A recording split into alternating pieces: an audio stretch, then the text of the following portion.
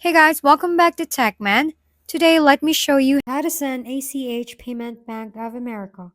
Sending ACH payments to Bank of America can be efficiently managed using their advanced authorization and validation tools.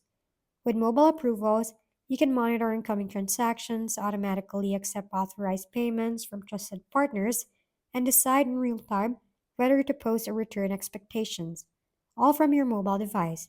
Bank of America also offers an account validation service that helps confirm whether a U.S. bank account is open and properly authorized before initiating electronic credits or debits, supporting compliance with web debit validation rules designed to reduce fraud.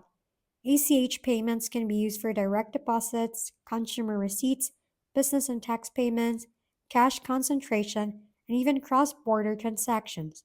While most ACH transactions post the next business days, eligible payments may qualify for same day posting.